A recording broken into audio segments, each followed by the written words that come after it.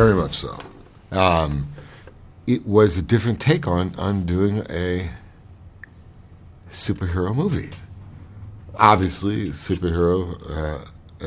Obviously, this was a New York Times bestseller, so it already had gotten some critical acclaim. The story had already gotten some critical acclaim before we did the movie. But that's very much what was the draw for me. This character dealing with post-traumatic stress, dealing with mind manipulation and mental illness, dare I say, imposed by outside forces manipulating our relationship to love is a personal one, all of us.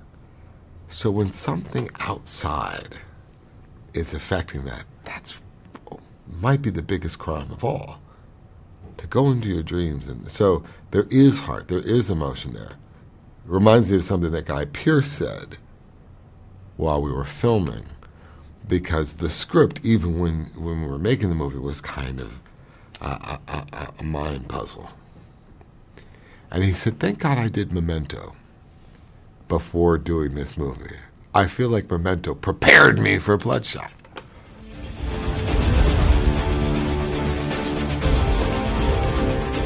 He's very angry, yeah. He's probably, he's a bit of an alpha male, but he had to be. He's an ex-SEAL and definitely thought he was the best at what he does. He's gone through some trauma. He lost his legs, and I think, being rebuilt, it's damaged him. I think he's lost a bit of his humanity, but he also thinks he's been passed by through this technology. I think he thinks Harding is favoring Bloodshot, and I think, he's pretty angry about that.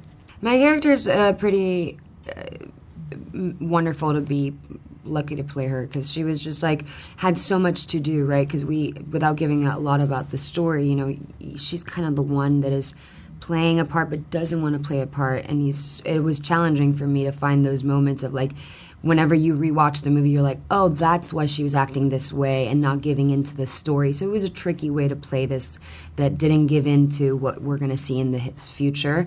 And also, she felt like a real human. It just didn't feel like a superhero type of film. It felt like she had a real life, an inner life. She had emotions. She was vulnerable. She's not having to be this tough, badass chick in a badass film. She is being vulnerable most of the time, and she's feeling so much compassion for Bloodshot. And so it kind of is where it stems from, and then it kind of takes off and towards the film, and you understand why she comes and why she's doing certain things. And the cool thing about this character is that he has two sides, right? Prior to seeing him, he's doing all these diabolical things for these people, creating this code that could potentially be used and put into the wrong hands. But then what we find out later is that, there is something in there. There's a beating heart there somehow that could possibly be used for the greater good. I'm not sure if I'm spoiling anything. Maybe you are. But he's pretty lonely as well. Yeah, isn't he's he? Yes. It's a bit like indentured servitude. I think that's what they call it. Where he's by himself. He's like a lonely guy, and I think that's the fun part about it, is that when you do spend so much time alone, nothing is out of bounds. You can talk to yourself. It's kind of, you become inadequate. Yeah. That's a lot of my real life is put into this character.